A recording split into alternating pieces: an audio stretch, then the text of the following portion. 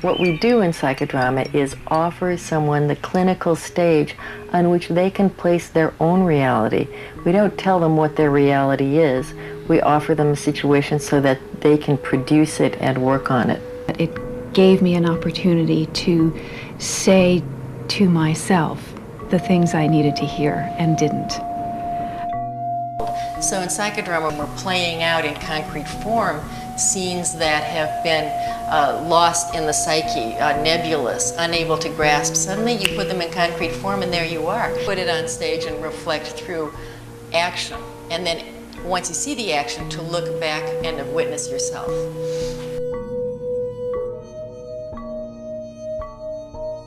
This psychodrama allows the feelings behind the words. So the words may trigger the feeling, and then you can follow the feelings can really flow, and because you're not in your head anymore, you're in your heart, which is where it's happened, where it's been broken. Trauma is lodged in the body. We can't just ignore the body piece of trauma.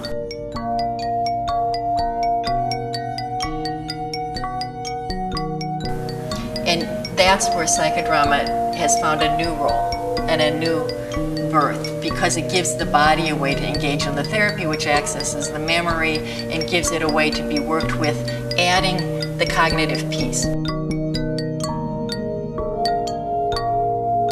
Because what happens in trauma is memory gets stored bypassing cognitive functioning. So it doesn't get stored in the brain, which is a good computer, in the categories with the context. It gets stored anywhere it gets stored, depending on how the brain is taking in information at that point. In a buffer storage, it gets repressed, it might get dissociated from, it might find its lodging in the body. So trauma is a body as well as a mind experience, and psychodrama is a body as well as a mind therapy to address those issues.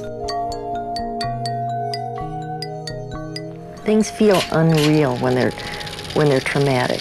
We feel like we're watching a movie. The anger is about the reenactment. We shut down and freeze and feel like we're seeing ourselves in motion, but we're not really there. There's that hole inside that today, I don't know how to fill it up. And so there's anger because I keep reenacting a situation over and over again. Psychodrama is a method of role play developed by J.L. Moreno. It allows the body as well as the mind to tell its story through talking and interaction. Psychodrama mimics life. It uses the group as a representation of society in miniature, offering a safe space where both internal and interpersonal issues can emerge into the therapeutic moment so that they can be experienced and worked through in a concrete form.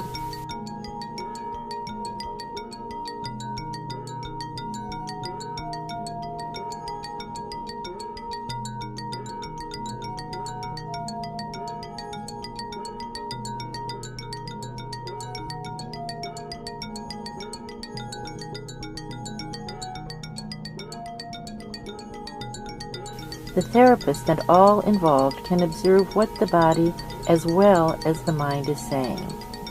Show us, don't tell us, is psychodrama's dictum.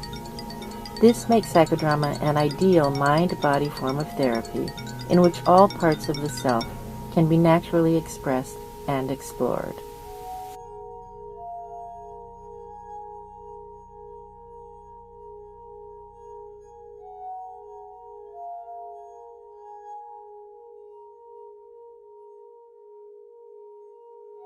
The psychodramas you are about to view are spontaneous, unscripted, and unrehearsed. As a director, I will assist the protagonist as they revisit meaningful scenes or psychological reconstructions from their lives that they wish to explore. The anger is about the reenactment. So what's the seed of the reenactment?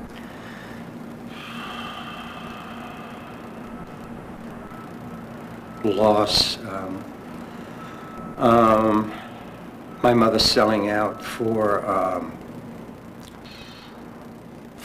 security.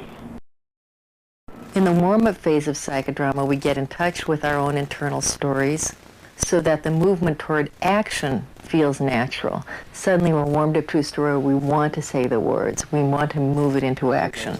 I was the youngest, and my brother Mike's 2 years older, but she allowed all the others to get kicked out of the house for security, and she opted for the security. My stepfather didn't want them there. He was an alcoholic.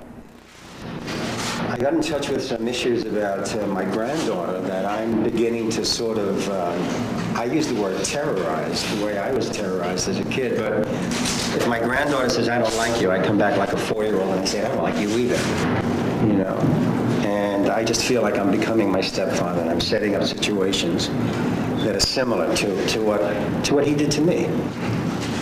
Well, I want to hear my mother say to me that if I swallowed crushed glass, or if I walk over hot coals and I would give up John Sacker for you, that's my stepfather, that I would protect you, I would save you, I would love you, I would care for you, you know. And this is what I'm doing with my wife. I'm testing.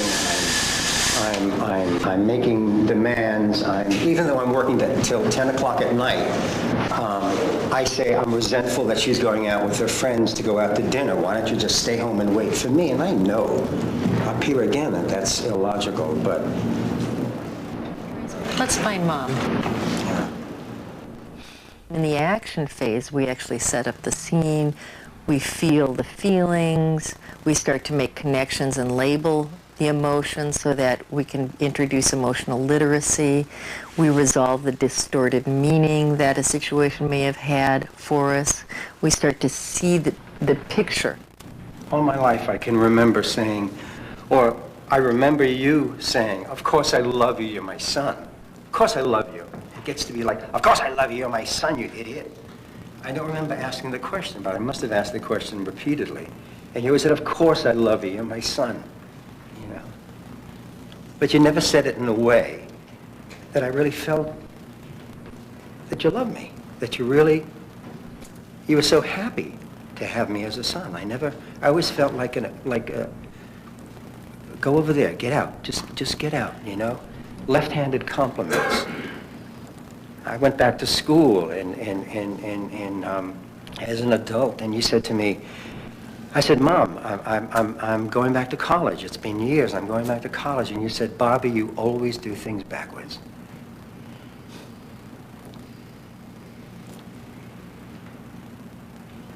So what does Bobby want to say to Mom from way down inside? And I'm pissed at you, and it's like it screws up my relationships, and I'm looking around to get stuff from my wife that only you were able to give me, and only you could have given me.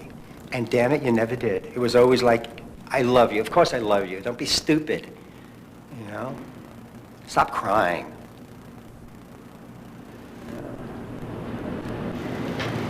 We have a picture, a beautiful picture. A beautiful, beautiful picture of me. I don't know how old I could have been. You were holding me. And you were with your friend. And the two of you were standing so proud and you were holding me. And somehow I remember having blonde hair, but I don't think I had blonde hair, but it looked like I had blonde hair, and I looked so precious and adorable and cute, you know. And you were holding me, you know. Yeah, you were holding me. You can see Diane absorbing the role of mother, letting it sink in, figuring out how she can play it so that she will play the role as it happened in Bob's life. Talk to the little boy in her arms. It feels like you love me. It feels like you really love me. It feels like you really care for me.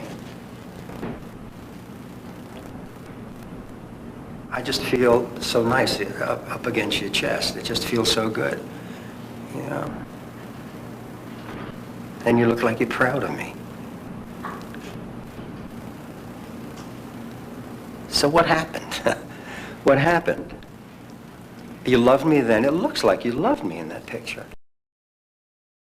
Bob has asked a direct question, what happened? He will need to reverse roles in order to answer it. So what happened? Now he takes on the role of his mother, playing her as he saw her as a child, along with the sense he's made out of it over the years. Needy. You're just too needy. I don't understand that. I can't understand the emotions. Leave me alone. I don't know where to go with it. I don't know what to do with it. I love you. I love you, okay? I'll say I believe that you love me. I love you. I don't know what to do. You're really angry when you say I'm needy. Oh, not you too, Bobby. Come on. You mean Your me brothers too? and sisters are always saying the same thing. What's wrong with having needs? I'm a little kid. I don't know what to do with them, so I don't want to deal with them. Just leave me alone. I've got What am too I much supposed stuff to to do? worry about. Your father died. I'm a kid. I'm married again. I have too much stuff. But who's going to take care of me? What about me? I'll take What care about of me? You don't like You it have too when I many need. needs. A boy's not supposed to have all those needs. Again. A boy's not supposed to have all those needs. Damn it. But I do. No! Only girls! I do. Only girls! I do. No, no, no! Yes. No! Yes. Yes. Boys don't have those needs. You're a freak. Where did you get all those feelings, you freak? I don't have them. I feel like punching you. Standing in the shoes of another person can help us to understand what went wrong. You're mean to me. I love you. You're my son. Of course I love you. Bullshit. Watch your language. No, I won't. It's a stupid question. It's not stupid. You're always saying I'm stupid. You're always insulting me, giving me backhanded compliments. Mom, Now I start to interview Bob in order to deepen his experience in the role of mother. We never talked about feelings. Back home it was very hard. We worked, we went to school. what was back home? Back home in Pennsylvania. Okay. Okay. My parents came from Europe and we just worked hard. My father worked in the mines, my mother worked the farm. I really, really liked Ben. But he was Jewish and we couldn't. You're not supposed to marry somebody Jewish. So you missed the man you loved, and then you had to... Yeah, my mother said, don't do it, don't do it. Marry John, marry John. He's one of us, you know, or close to one of us, you know. He's Ukrainian, marry him, you know. And it just felt like the right thing to do, but I think I loved Ben. I think I really wanted Ben. Can you tell your son that? Ben liked you very much. He did. Yeah. He would have been a good father for you, Ben. He would have understood you being a He boy would with have, feelings. yeah. Small memories that carry tremendous meaning surface during the course of a psychodrama. Well, I thought of the two of them together and how Ben liked to take them to the pickle factory.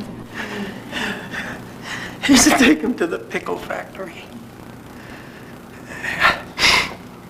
How stupid that I couldn't be with him because he's Jewish, you know?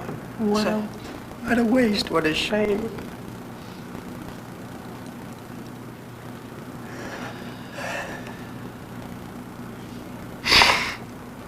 He would have been a good father for you, I know. Not John Sacker. I'm really sorry. I'm really sorry about John Sacker. What happens when we have had a painful memory that we say repressed, when it starts to be felt and come to the surface, as we're feeling it, we're thinking about it. We're seeing it now not only as it happened when it happened, but through the eyes of an adult. So we see it differently. And as we do that, we start to reframe things. Perhaps we were a child who was powerless, who thought, I must be bad or my parent wouldn't yell at me like this. As the adult within us witnesses it, we realize I wasn't so bad. I was a child in a situation that was unmanageable for me. My parent yelled at me not because I was bad, but perhaps because they were drunk or they were very stressed out from living with addiction. And so we alter that meaning that we made out of that traumatic circumstance that we now live by unconsciously. We make the memory conscious where we can see it differently, create new meaning, create a sort of new narrative, understand it differently, and replace it within the context of our lives. I remember when we were kids, and my stepfather and I, for some reason, were in the city. He bought me ice skates, but he got 2 left feet, 2 left shoes, ice skates. And we were at Rockefeller ice rink. And we were going home on the subway back to Queens, and we ran into a neighbor, a man, and his son. And they were telling us what they had done in the city. And I don't remember what it was so many years ago, but I do recall that my stepfather said, "How stupid, what do they go there for? What do they do that for?" You know, it's like, you know, it was so negative. It was just so disgusting. You know? And I think of that a lot when I do that to China. Let's see if we can find John Sacker in the room.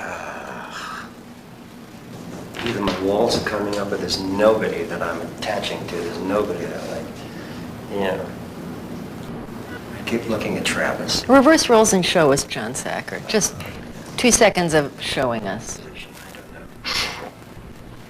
Body position. He was always about to tell a dirty joke. He was always about to say something derogatory. He was always, like, genital-oriented. He was always, like, you know, I don't know, he just, you know, he just was not very, he wasn't in his body. Got that? Just, Reverse roles. it was just, Okay, say what you need to say to John. What did you call him? John. Okay. I try to call you Dad, and you cut me down so quick. And you said, "Don't you ever, ever call me Dad. Don't ever, ever call me Dad." Don't you ever, ever call me Dad. Yeah, Get over that. yeah. Believe me, I'm over it today. I'm over it today, you know. You're such an ugly human being. So if we're spiraling back, if we started in the present with Susan and China and we're spiraling back to those early scenes, what does little Bobby need to say to this man? Why my mother ever married you is just beyond my understanding. Throw another knife and I'll kick you in the balls. That's what I'll do. Don't you threaten. And then when we get you down, when we get him down on the floor, okay, and then you say, "I'm sorry, I'm sorry, I'm sorry." You say, "Let him go. Let's call the police." When the police come over, they go over to him. The police go over to him and say, "Oh, okay, sober up, buddy, sober up," while we're cowering in the corner. We're talking about family violence here. The protagonist needs to experience the role as they experienced it at the time of the trauma. Your father was a real man. You're afraid to say to me what you need to say. You're a man? I'm a man. You're a sick excuse for a man. That's what you are. You're a sick excuse for a man. Huh? Making all the dirty jokes, huh? Going around beating up people. That's a man. That's a real man. That's a real That's what a man. man does. Yeah. And what about your daughter, right? Your daughter's totally out of your life. Stay. What does little Bobby need to say to this man? Stop beating up on us. Stop beating up on us. Stop beating up on my mother. Leave my mother alone. What are you going to do? Stop beating up on my mother. What are you going to do Well, about if it? I can't do it, we'll gang up on you. We'll gang up on you. It'll take That's more what than we did. one of you, Yeah, I'll tell well, you that's that. what it takes, and we'll take it. It took 3 of us to get you down. It took 3 of us to get you, and we got you down.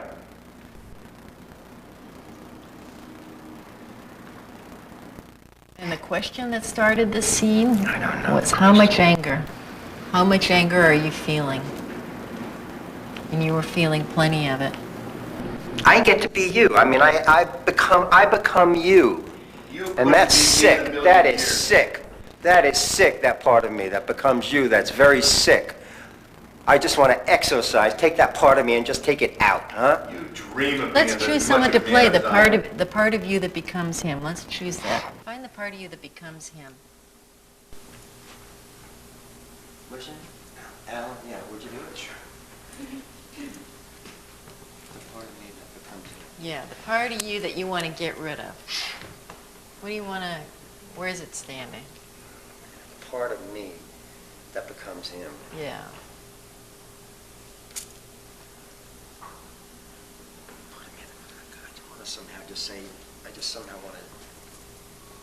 Whatever's You there. don't have to. Do whatever you want We to do. don't have to. You don't have to. Mimic this guy. You don't have to mimic him. Reverse role. You don't have to mimic this guy. We don't have Yeah, to. but I don't have another image. I don't have another, when the shit hits the fan, I go right there. When the shit hits the fan, that's where I go. I don't know what to do. We're scared. Yeah. When China warms me up to those needs and everything, I go right there. The double gives voice to the inner world of the protagonist. The double's job is to articulate emotions that may be unavailable to the protagonist, to help to bring them to a conscious level. I become him. I want to terrorize. I want to, We don't have to. Oh, I don't even terrorize. I mean, I just sort of hint, Like the other day, I sort of said, we're driving on this road, and she said, where are we? And I said, we're going home. We're taking another road. And it was a lot. It was a country road. And I said to her, do you want to stop off and see the witch? And, I bit my tongue. I wanted to crash the car into a tree. Why did I say that? That's what he would say. That's what he would do. Take me to Rockefeller Center, put on the 2 left ice skates, twirl me around, beat us up, terrorize us. This part of me is there. It's dormant all the time. It sits inside of me. Just add water, and I am. And I grow. I sprout. grow, I just do it. I sprout. grow. It's a role waiting to be triggered. How do I not do that? Reverse roles.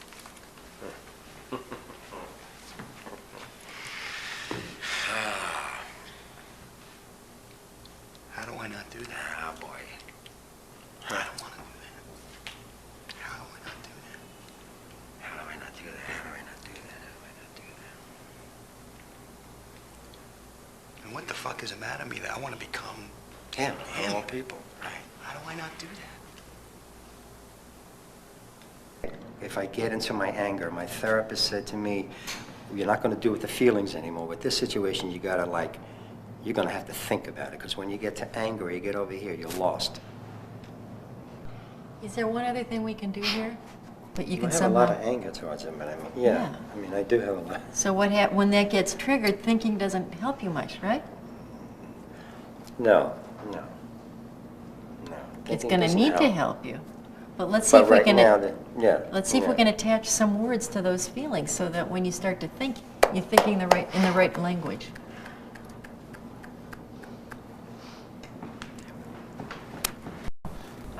You're pathetic. Yeah. And I want to say one thing. I want to say one thing here. Yeah, okay? Now make sure you get it straight. Okay, listen to me. Listen to me. Get it Listen straight. to me. When my sister, not my half-sister, as you would like to say, she's my sister, your daughter, my sister, my mother's daughter, okay, looks like me. The spitting image of me, huh? Not like you. And I'll say it again. She's She your is my half-sister. sister. You ask She's her. not She your is sister. my sister. You pathetic man. Okay? She's my sister, and she looks just like me. Just like me. Like a little girl. Eyes. Yeah, like a little yeah, girl. not a man. No, not a man. No. She looks like I look like a man. You're confused. I look like a man. She looks like a girl. Say it but again. we look. I am a man. I don't look. I am a man. You're confused. I'm a man. She's a girl. Again. I'm a man. She's a girl. And we look like each other. We have the same lips, the same nose. We look like each other. High cheekbones, okay? We look like each other. Half-sister. And you're shut up already. It's your Shut half. up! Yeah? Shut up! Stop Just stop me. You're so bad.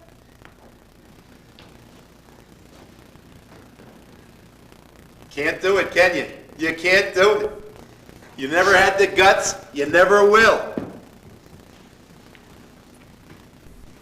Here, let me help you hold it. You think you're so tough? It's okay. Okay. Let that go. Let that go.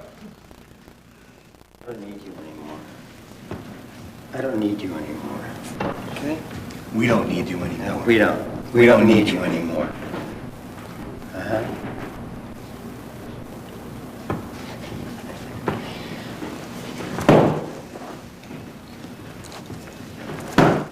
Pathetic piece of shit. You pathetic piece of shit. You pathetic human being. You beat me when I was defenseless. You bullshit excuse for a human being. Excuse for a human being. Who goes around and beats up women and kids? You stupid asshole.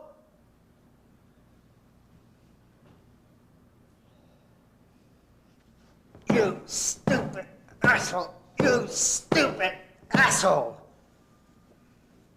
Who does that? Then you go to your family and say, oh, those kids, man, oh, those kids.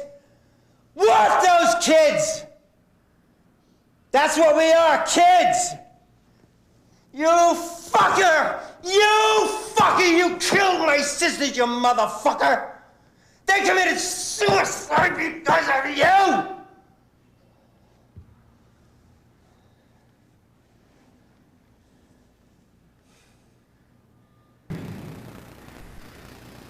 I don't want you in my body anymore. I don't want you anywhere in here.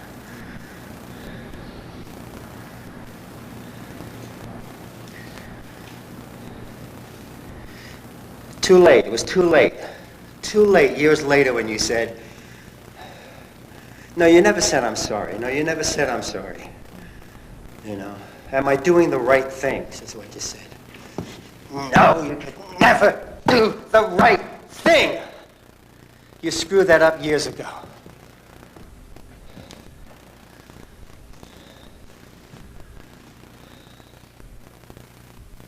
You know, the really weird thing was I was on the road. I was down south somewhere doing a show, and I got word that you died. And I cried.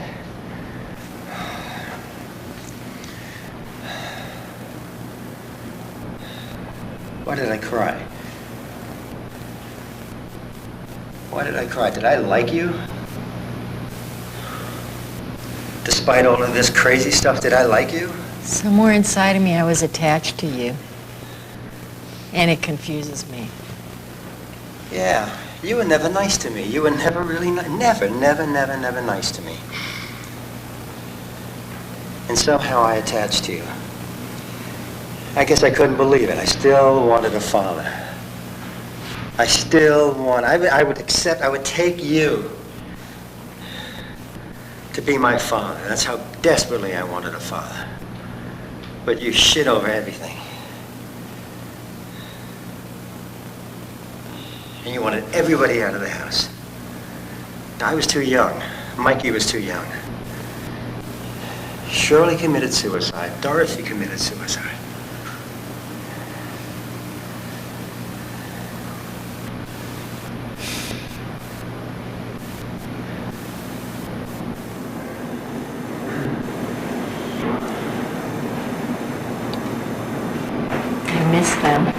Those were my sisters. They were my sisters, yeah. And I miss them. And Johnny, when Johnny died.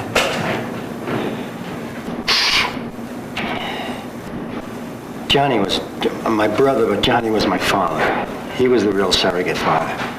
And you kicked him out, you kicked Dorothy out, you kicked Shirley out. Mikey was next.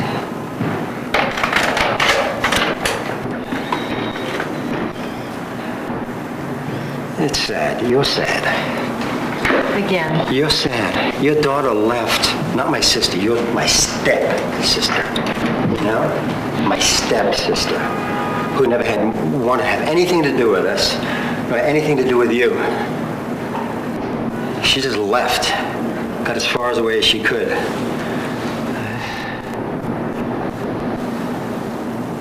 Nobody wanted you.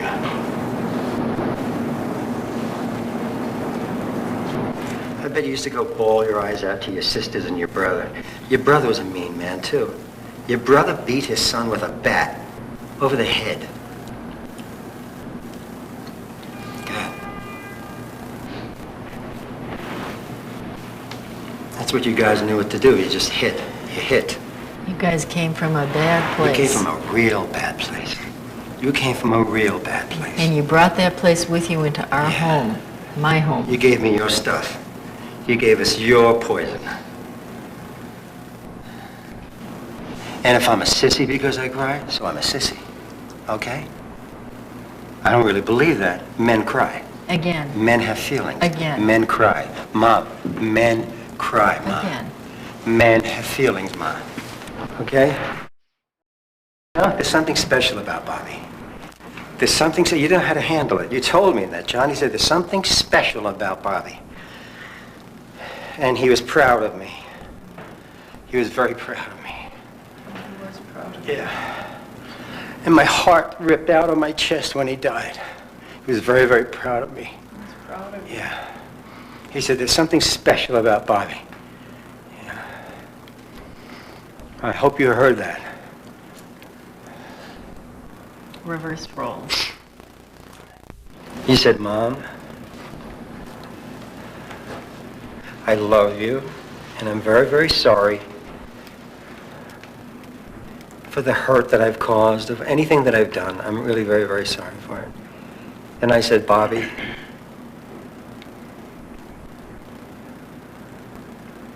I love you too. I love you. I said that. I didn't say, of course I love you. You're my son. I said, I love you. And I said, I'm sorry too. And I'm really sorry for the abuse. I'm sorry for marrying John Sacker. If I'd known that that's the way it was going to be, I wouldn't have done it.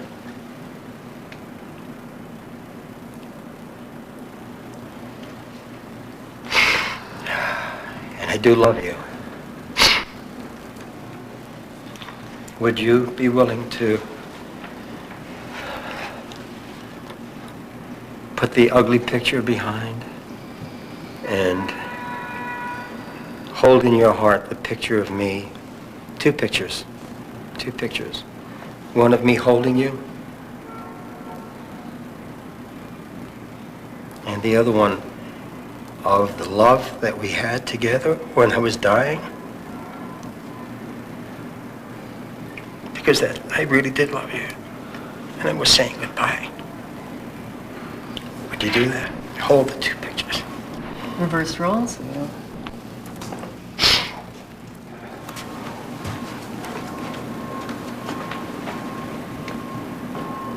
Would you do something for me? Would you be willing to hold the two pictures? The one of me holding you when you were a baby in my arms, remember that? And the other one of you holding me when I was dying. Because I love you. I really love you. Say it again. I really love you. I really love you. I love you. I love you. I love you. You. Would you walk over hot coals for me? I'd walk over hot coals for you. I'd eat jagged glass for you. I'd give up John for you. That's how much I love you. That's how much.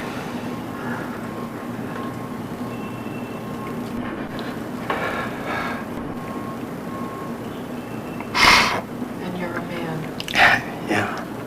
With feeling. Yeah. hard for me to understand that. You know, I'm not as educated, as sophisticated as you know. But I know you had feelings, but every time you had a feeling, you know, like the time I asked you if you really loved Dad, and I remember you were grating potatoes. I'll never forget. Yeah, I was grating you were grating potatoes, and I said, tell me, did you really love Dad? And you went into a trance, and you were telling me about it, and the potato was grated, and you started to grate your knuckles. I remember that. It was like a little blood. And that's the first time, the only time that you really expressed feelings. And before that, you always clenched it and swallowed it. And I couldn't swallow mine. I couldn't swallow mine. It had to come out. Scary for me. Yeah. Feelings were scary. And the same with Mom, anywhere you want to for now. It feels good. Safe.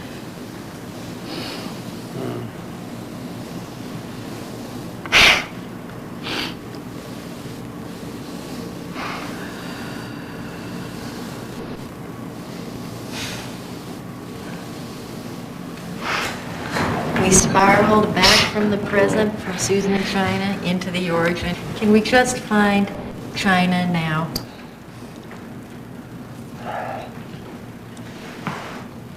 You look so scared.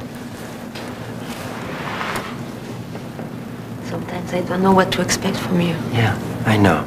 I'm very sorry. I've told you so many times I'm sorry. Yeah. And I made a promise that I'm not going to tease you in the wicked ways that I tease you. Yeah. And I've kept my promise. I mean, I haven't done it. I'm so afraid that I scare you, China.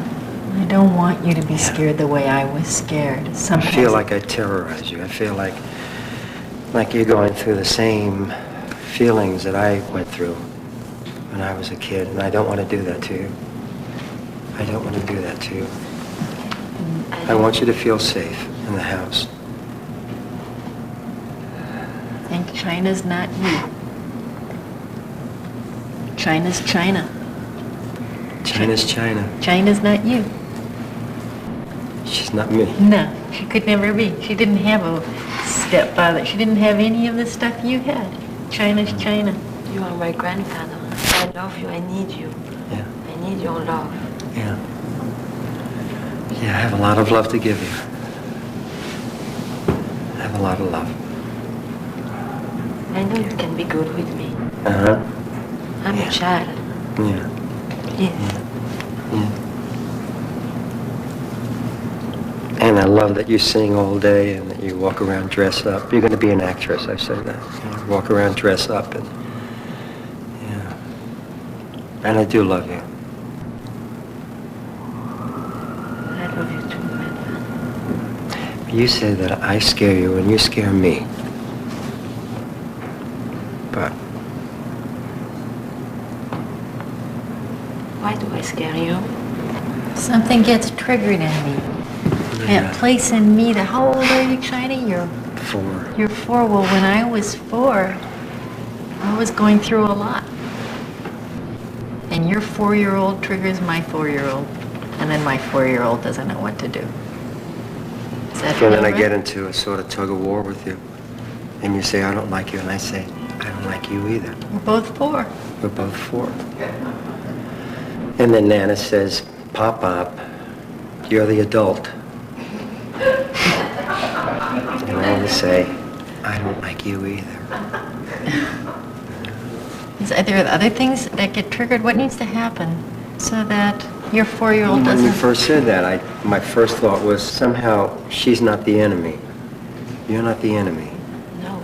And my fear is that you're taking away something from me, the love or from Nana, that I want from Nana.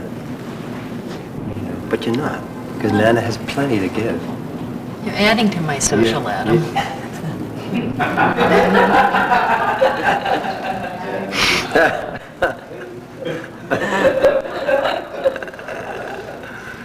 Yeah, you're giving me a lot.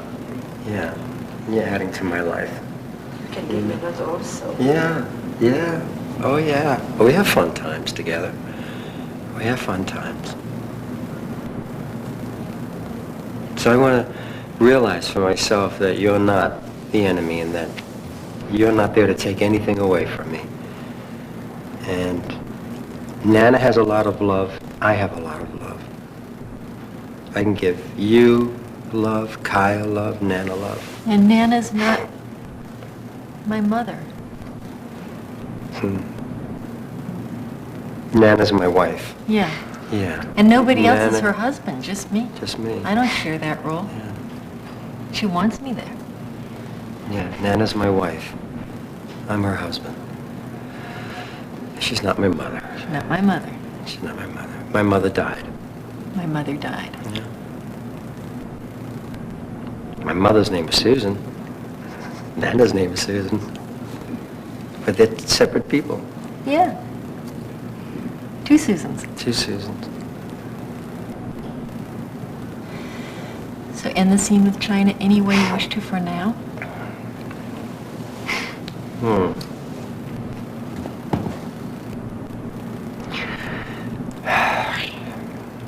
Today is Friday, so I can't take you to Burger King because I'm here.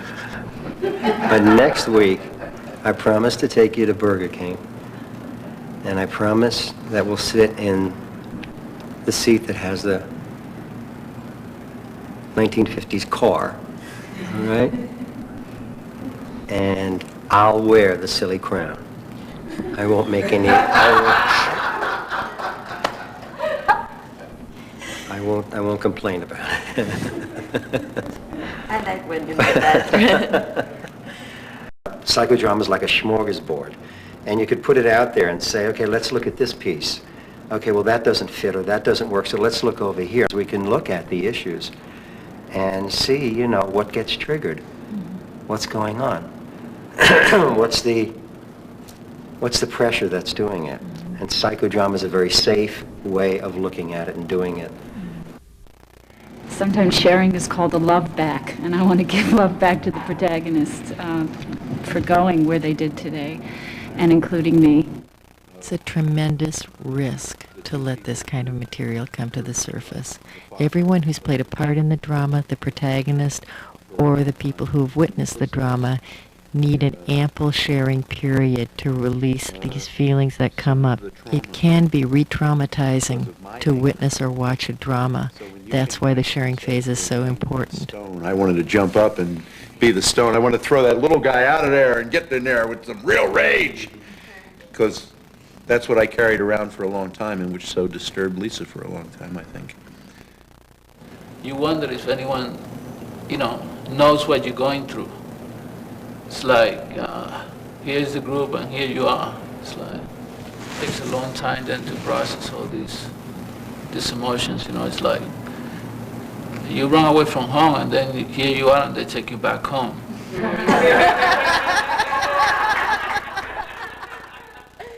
I shared in here that I tried to piece together my history, why I'm so traumatized. My mother was. My grandfather I never knew, but he was an alcoholic. I pieced that together, and he beat the crap out of my grandmother and probably my mother. And I was thinking, you were maybe that's like my grandfather, So the whole thing is, thank you. So do you want to de-roll Travis from the grandfather transference? Oh, it's some bunches off there. When I looked around the room, I picked you as my mom, but I actually picked you because you look like my stepdad, who I call my stepdad, my sister's father. And then when you did your drama, I was like, oh my God, this is why. I mean, so there. Like he told me when I was 8, he goes, he's Irish, Polish, and he's an alcoholic, and he said, you got 2 strikes going against you. 1, you're black, and 2, you're a woman. He used to talk like that. So when you did your stepfather, I was like, oh my God, it was so there.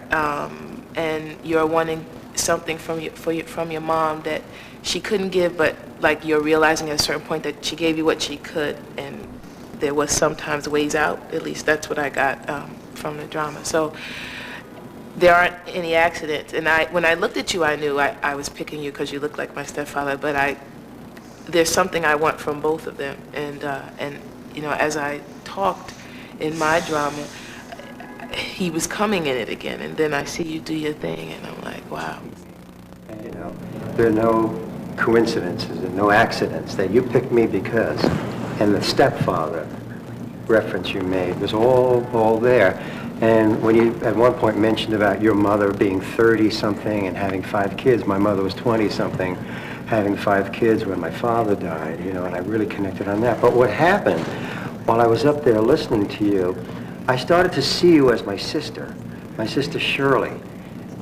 The pain, the whole need to talk to Mom about whatever you needed, and my sister was so alienated and so pushed out there, and then became a junkie. She became a street junkie, you know, and then eventually committed suicide. And I just saw her there, so, you know, it just gave me an appreciation again for my sister, you know, and for my mother, and that if we could wish, if we could have a wish granted and that my mothers could come back and see us today, you know. I just had this beautiful image of my mother sitting down with all 5 children, you know, and just like having a real conversation, a real human conversation, and, you know, talking back and forth, and not shamed by what happened or what's going to happen or all those kinds of things, you know, like a pure, you know. Maybe like a family. You know, I have a very similar issue with my father, with the absence of, and that was very powerful for me. That moment of being lost, of saying, how do we do that? And P.S. And I don't want to become that. You know what I mean? I don't want to become. In my entire fucking family, there's not one decent role model for what I think about a parent should be. So I thought, well, what do? We find one, we create one. I don't know, but it's an empty place for me, and watch it helped me to know that I'm not alone. The whole process has helped me heal a lot of issues from you know, family of origin, present day stuff. You know, because what we want to do in a way is to revisit the past and kind of open up about it, or look at those numb feelings or those frozen feelings, and maybe say the things that we need to say, didn't have the opportunity to say as children or as adults. And I think that's so freeing. That's so freeing. Once you get it out there, once you put it out to the universe, once you put it out of your closed insides, healing takes place. How that works, it's amazing. It's amazing. So how did they... I love doing it, being a participant, and I love working as a therapist using psychodrama. I love doing it in my men's group. I have a men's recovery group, and I use psychodrama. And it blows them out of the water, but the healing is just so phenomenal, you know? Psychodrama allows us to re-inhabit the body we lived in at the time of the trauma, to slow reality down through role play and role reversal, to replay a situation that traumatized us safely enough so that the thinking mind that shut down at the time of the trauma can come back on board and make sense and meaning from the adult point of view. It allows us to live again and make new sense and meaning. Sorting things out here and realizing how powerful it was. And it kind of took me by surprise. I admired the courage, both of you, and Sheila jumping right in there. And Bob, so much a man by being willing to put out so much Not only deep feeling and a range of feeling, but also owning conflicting and kind of shameful feelings, you know. Because I remember once in a meeting just saying to some guy, you know, kind of responding to that kind of atmosphere of like, that tough shut up and get it together, you know. It's like I just had to say out loud, it's like, hey, you want to, you know, you want to square off? Let's deal with some real deep feelings, see how much of a man you are, you know. You want to do that, you know? Let's see how tough you are, man. It's easy to shut down from him and stay away from him. Let's get into him and see how tough you are. It's a funny kind of like calling someone out in the bar. It's a different version of it. Let's step outside and feel feelings, man.